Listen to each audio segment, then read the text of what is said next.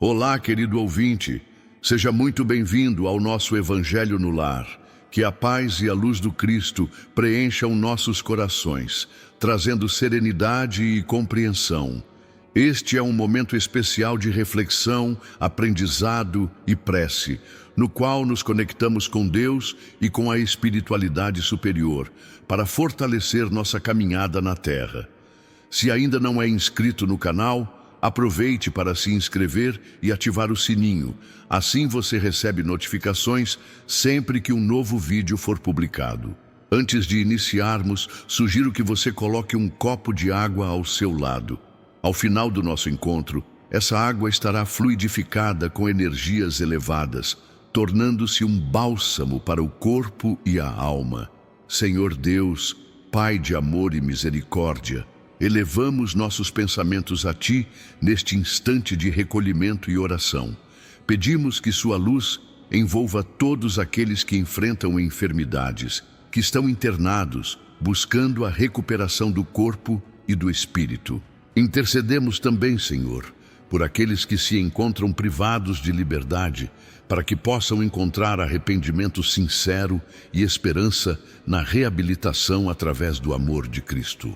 Abençoa, Pai, os que passam por dores e dificuldades, sejam elas físicas, emocionais ou espirituais, que possam encontrar consolo, força e alívio em Tua presença.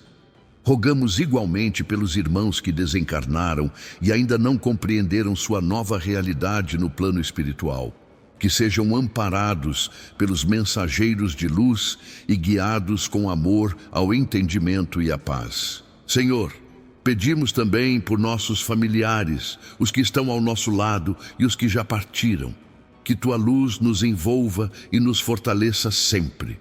Agora, com humildade e fé, recitemos juntos a oração que Jesus nos ensinou. Pai nosso que estais nos céus, santificado seja o vosso nome. Venha a nós o vosso reino, seja feita a vossa vontade, assim na terra como no céu. O pão nosso de cada dia nos dai hoje. Perdoai as nossas ofensas, assim como nós perdoamos a quem nos tem ofendido. E não nos deixeis cair em tentação, mas livrai-nos do mal. Assim seja. Hoje vamos refletir sobre o capítulo 23 do Evangelho segundo o Espiritismo, intitulado Estranha Moral. Como uma grande multidão seguia Jesus, ele voltou e disse: Se alguém vem a mim e não odeia a seu pai e a sua mãe, a sua mulher e a seus filhos, a seus irmãos e irmãs, mesmo a sua própria vida, não pode ser meu discípulo. E quem quer que não carregue a sua cruz e me siga, não pode ser meu discípulo. Assim, aquele entre vocês que não renunciar a tudo o que tem, não pode ser meu discípulo. Lucas capítulo 14, versículos 25 a 27 e 33. Aquele que ama a seu pai ou a sua mãe mais do que a mim, não é digno de mim. Aquele que ama a seu filho ou a sua filha mais do que a mim, não é digno de mim. Mateus, capítulo 10, versículo 37.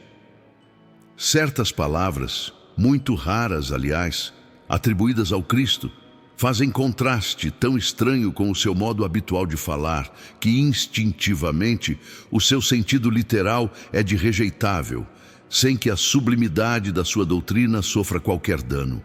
Como foram escritas depois de sua morte, pois que nenhum dos evangelhos foi redigido enquanto Jesus vivia, é lícito acreditarmos que em casos como este, o fundo do seu pensamento não foi bem expresso, ou, o que não é menos provável, o sentido primitivo, passando de uma língua para outra, há de ter sofrido alguma alteração. Basta que um erro se haja cometido uma vez para que os copiadores o tenham repetido, como se dá frequentemente com relação aos fatos históricos. O termo odiar nesta frase de Lucas, se alguém vem a mim e não odeia a seu pai e a sua mãe, está compreendido nessa hipótese. A ninguém acudirá atribuí-la a Jesus. Será então supérfluo discuti-la e ainda menos tentar justificá-la. Importaria primeiro saber se ele a pronunciou e, em caso afirmativo, se na língua em que se exprimia, a palavra em questão tinha o mesmo valor que na nossa. Nesta passagem de João, Aquele que odeia sua vida neste mundo a conserva para a vida eterna. É indubitável que ela não exprime a ideia que lhe atribuímos. A língua hebraica não era rica e continha muitas palavras com várias significações. Tal, por exemplo, aqui no Gênesis designa as fases da criação. Servia simultaneamente para exprimir um período qualquer de tempo e a revolução diurna. Daí, mais tarde, a sua tradução pelo termo dia e a crença de que o mundo foi obra de 6 vezes 24 horas. Tal também a palavra com que se designava um camelo e um cabo, uma vez que os cabos eram feitos de pelos de camelo. Daí o haverem-na traduzido pelo termo camelo, na alegoria do buraco de uma agulha.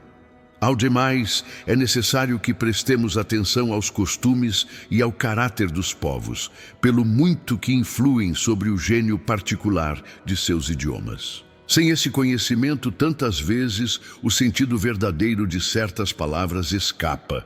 De uma língua para outra, o mesmo termo se reveste de maior ou menor energia. Numa, pode envolver injúria ou blasfêmia, e carecer de importância noutra, conforme a ideia que suscite. Na mesma língua, algumas palavras perdem seu valor com o correr dos séculos. Por isso é que uma tradução rigorosamente literal nem sempre exprime perfeitamente o pensamento, e que, para manter a exatidão, às vezes é preciso empregar não termos correspondentes, mas outros equivalentes ou perífrases. Estas notas encontram aplicação especial na interpretação das Santas Escrituras e, em particular, dos Evangelhos. Se não levarmos em conta o meio em que Jesus vivia, ficamos expostos a equívocos sobre o valor de certas expressões e de certos fatos, em consequência do hábito em que se está de assimilar os outros a si próprio. Em todo caso, devemos desconsiderar o termo odiar da sua significação moderna como contrária ao modelo do ensino de Jesus. Aquele que tiver deixado sua casa, os seus irmãos ou suas irmãs, ou seu pai, ou sua mãe, ou sua mulher, ou seus filhos, ou suas terras, pelo meu nome, receberá 100 vezes mais de tudo isso e terá por herança a vida eterna. Mateus, capítulo 19, versículo 29. Então Pedro disse a Jesus: quanto a nós, vê que deixamos tudo e te seguimos. Jesus lhe observou: na verdade, eu lhes digo que pelo reino de Deus, ninguém deixará sua casa, ou seu pai, ou sua mãe, ou seus irmãos, ou sua mulher, ou seus filhos, que não receba muito mais já neste mundo, e a vida eterna no século que virá. Lucas, capítulo 18, versículos 28 a 30. Disse-lhe outro: Senhor, eu te seguirei, mas permite que antes eu disponha do que tenho em minha casa. Jesus lhe respondeu: aquele que pôr a mão no arado e olhar para trás, não está apto para o reino de Deus. Lucas, capítulo 9, versículos 61 e 62. Sem discutir as palavras, aqui devemos procurar o pensamento que era evidentemente este: os interesses da vida futura prevalecem sobre todos os interesses e todas as considerações humanas, porque esse pensamento está de acordo com a substância da doutrina de Jesus, ao passo que a ideia de uma renunciação à família seria a negação dessa doutrina. Aliás, não temos sob as vistas a aplicação desses ensinos no sacrifício dos interesses e das afeições de família aos da pátria. Porventura, criticamos aquele que deixa seu pai, sua mãe, seus irmãos, sua mulher, seus filhos, para marchar em defesa do seu país. Ao contrário, não lhe reconhecemos grande mérito em se arrancar, ao invés das doçuras do lar doméstico, das ligações da amizade, para cumprir um dever? É que então há deveres que superam a outros deveres. A lei não impõe à filha a obrigação de deixar os pais para acompanhar o esposo? Formigam no mundo os casos em que são necessárias as mais penosas separações. Nem por isso, entretanto, as afeições se rompem. O afastamento não diminui o respeito, nem os cuidados do filho para com os pais, nem a ternura destes para com aquele. Vê-se, portanto, que, Mesmo tomadas ao pé da letra, tirando o termo odiar, aquelas palavras não seriam uma negação do mandamento que prescreve ao homem honrar a seu pai e a sua mãe, nem do afeto paternal. Com mais forte razão, não o seriam, se tomadas segundo o modelo. Elas tinham como objetivo mostrar, de uma forma bem forte, como é imperioso para a criatura o dever de ocupar-se com a vida futura. Aliás, pouco chocantes haviam de ser para um povo, e numa época em que, como consequência dos costumes, os laços de família eram menos fortes do que no seio de uma civilização moral mais avançada. Esses laços, mais fracos nos povos primitivos, fortalecem-se com o desenvolvimento da sensibilidade e do senso moral. A própria separação é necessária ao progresso. Assim, as famílias como as raças se abastardam, desde que se não entrecruzem, se não enxertem umas nas outras. É essa uma lei da natureza, tanto no interesse do progresso moral, quanto no do progresso físico. Aqui, as coisas são consideradas apenas do ponto de vista terreno. O Espiritismo nos faz vê-las de mais alto, mostrando serem os do espírito e não os do corpo, os verdadeiros laços de afeição. Que aqueles laços não se quebram pela separação, nem mesmo pela morte do corpo, que se reforçam na vida espiritual, pelo melhoramento do espírito, verdade consoladora da qual as criaturas se nutrem de grandes forças, para suportarem os tormentos da vida. Disse a outro: segue-me. E o outro respondeu: Senhor, consente que primeiro eu vá enterrar meu pai. Jesus lhe retrucou: deixa aos mortos o cuidado de enterrar seus mortos. Quanto a ti, vai anunciar o reino de Deus.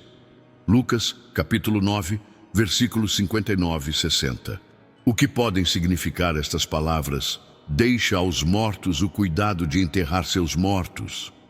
As considerações anteriores mostram, em primeiro lugar, que nas circunstâncias em que foram proferidas, não podiam conter censura àquele que considerava um dever de piedade filial ir sepultar seu pai.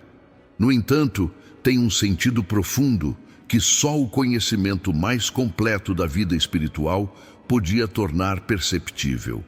Com efeito, a vida espiritual é a verdadeira vida, é a vida normal do espírito, sendo-lhe transitória e passageira a existência terrestre, espécie de morte, se comparada ao esplendor e à atividade da outra.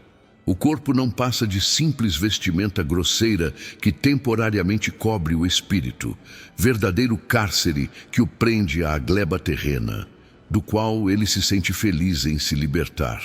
Não é a matéria que inspira o respeito que se consagra aos mortos. Pela lembrança, é o espírito ausente quem o infunde. Ele é semelhante àquele que se dedica aos objetos que lhe pertenceram, que ele tocou e que as pessoas que lhe são afeiçoadas guardam como relíquias. Era isso o que aquele homem não podia por si mesmo compreender.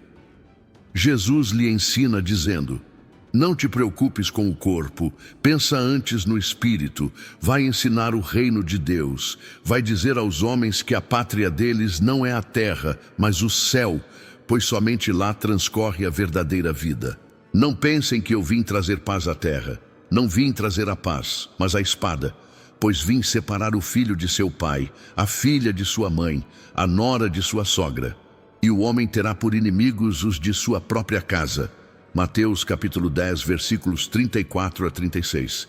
Vim para lançar fogo à terra, e o que desejo senão que ele se acenda? Tenho de ser batizado com um batismo, e como me sinto desejoso de que ele se cumpra. Julgam que eu tenha vindo trazer paz à terra? Não, eu afirmo. Ao contrário, vim trazer a divisão, pois de agora em diante, se numa casa houver 5 pessoas, elas estarão divididas umas contra as outras, 3 contra 2 e 2 contra 3. O pai estará em divisão com o filho, e o filho com o pai, a mãe com a filha, e a filha com a mãe, a sogra com a nora e a nora com a sogra. Lucas, capítulo 12, versículos 49 a 53. Será mesmo possível que Jesus, a personificação da doçura e da bondade, Jesus, que não cessou de pregar o amor do próximo, tenha dito: não vim trazer a paz, mas a espada. Vim separar do pai o filho, do esposo a esposa. Vim lançar fogo à terra e tenho pressa de que ele se acenda.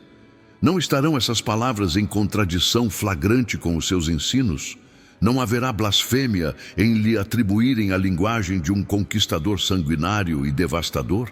Não há blasfêmia nem contradição nessas palavras, pois foi mesmo ele quem as pronunciou, e elas dão testemunho da sua alta sabedoria. Apenas, um pouco equivocada, a forma não lhe exprime com exatidão o pensamento, o que deu lugar a que se enganassem relativamente ao verdadeiro sentido delas. Tomadas à letra, tenderiam a transformar a sua missão toda de paz, noutra de perturbação e discórdia, consequência absurda que o bom senso repele, pois Jesus não podia desmentir-se. Toda ideia nova forçosamente encontra oposição, e não há nenhuma que se implante sem lutas. Ora, nesses casos, a resistência é sempre proporcional à importância dos resultados previstos, porque quanto maior ela é, tanto mais numerosos são os interesses que fere.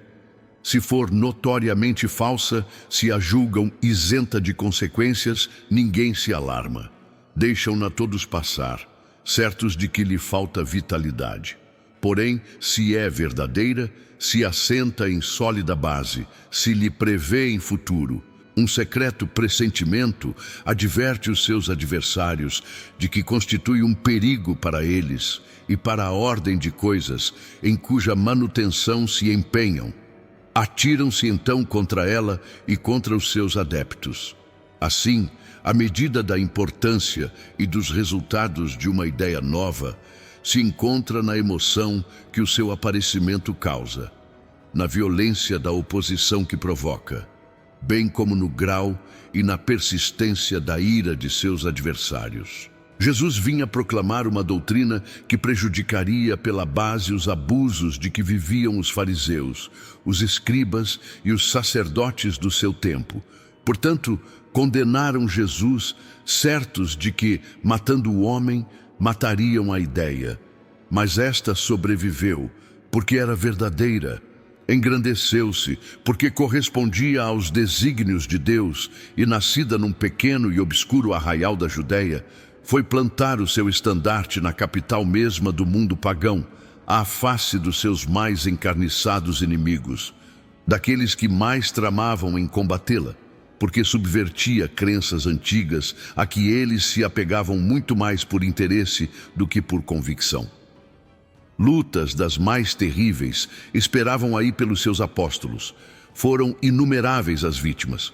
No entanto, a ideia cresceu sempre e triunfou, porque, como verdade, superava as que a vieram antes. É de notável que o cristianismo surgiu quando o paganismo já havia entrado em declínio e se debatia contra as luzes da razão. Ainda era praticado por formalidade, porém a crença desapareceu. Apenas o interesse pessoal o sustentava. Ora, o interesse é grave, jamais cede à evidência. Irrita-se tanto mais quanto mais determinantes e demonstrativos de seu erro são os argumentos que se lhe opõem. Ele sabe muito bem que está errado, mas isso não o abala, pois a verdadeira fé não está na sua alma. O que mais teme é a luz que dá vista aos cegos. O erro lhe é proveitoso. Ele se agarra ao erro e o defende. Sócrates também ensinara uma doutrina até certo ponto igual à do Cristo.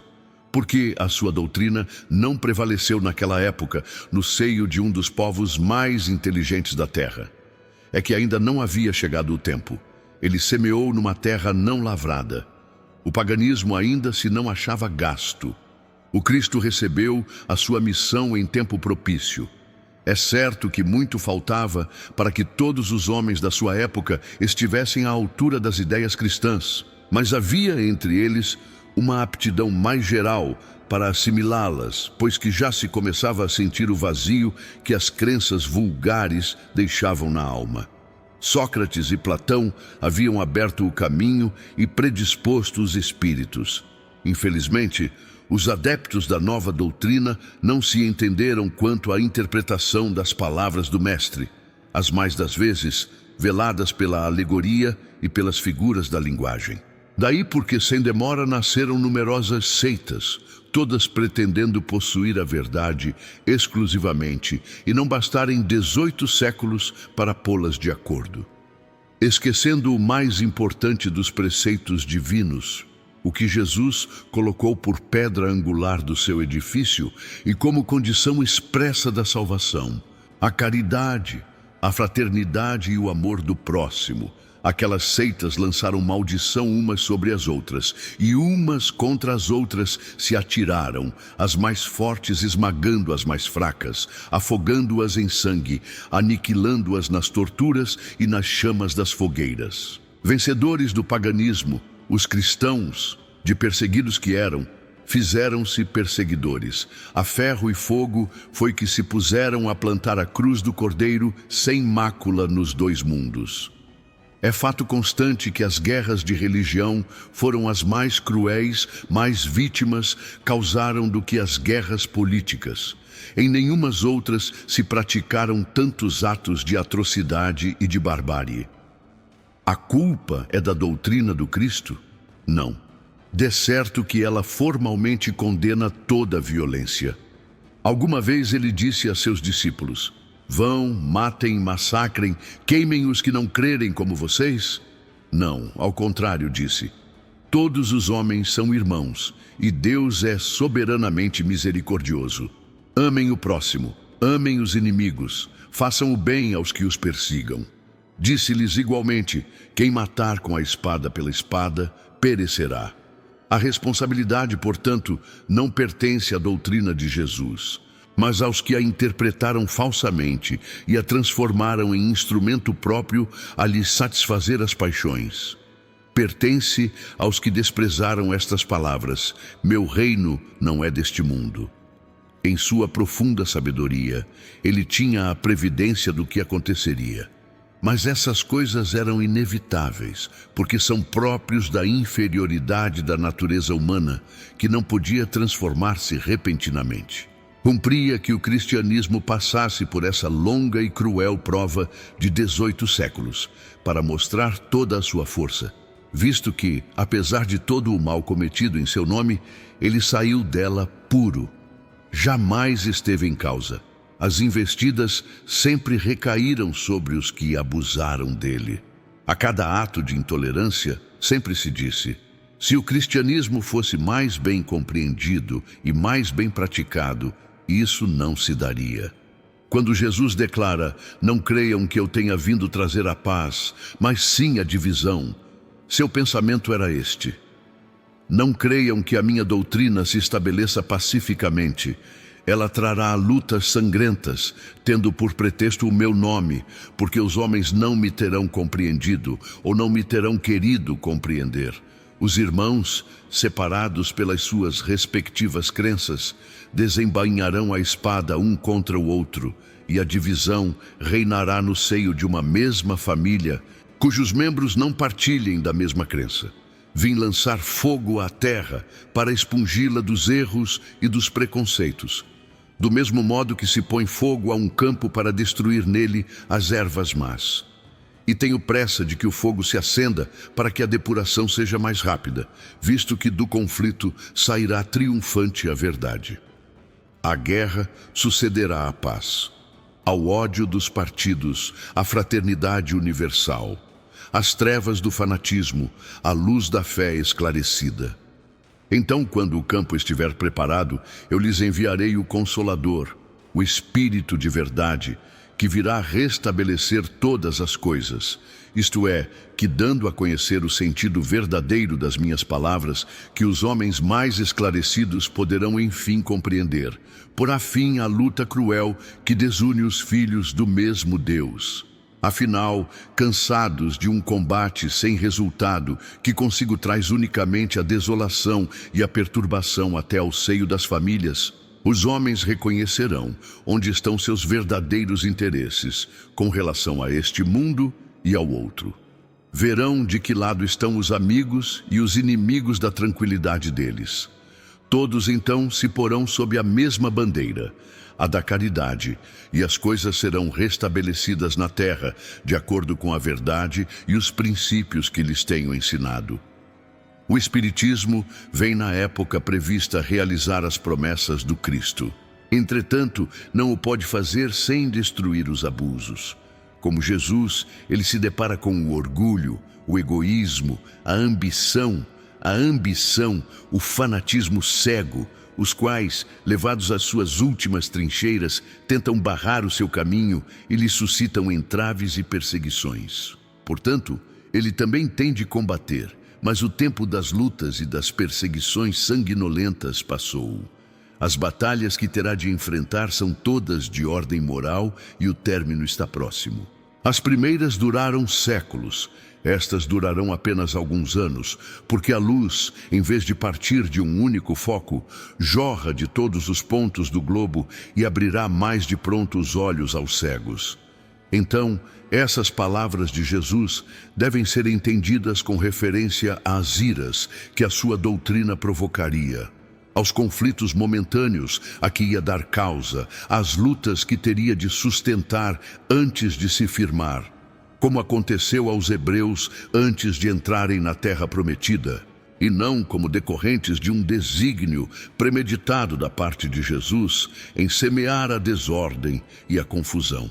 O mal viria dos homens, e não dele, que era como o médico que se apresenta para curar, mas cujos remédios provocam uma crise salutar, atacando os maus humores do doente. Agora, meus queridos ouvintes, vamos encerrar esse evangelho no lar com a prece de Cáritas. Deus, nosso Pai, que sois todo poder e bondade, dai forças àqueles que passam pela provação, dai luz àqueles que procuram a verdade, ponde no coração do homem a compaixão e a caridade. Deus, dai ao viajor a estrela guia, ao aflito a consolação, ao doente o repouso. Pai, dai ao culpado o arrependimento, ao espírito a verdade, à criança o guia, ao órfão o pai. Senhor, que a vossa bondade se estenda sobre tudo que criastes. Piedade, Senhor, para aquelas que vos não conhecem, esperança para aqueles que sofrem.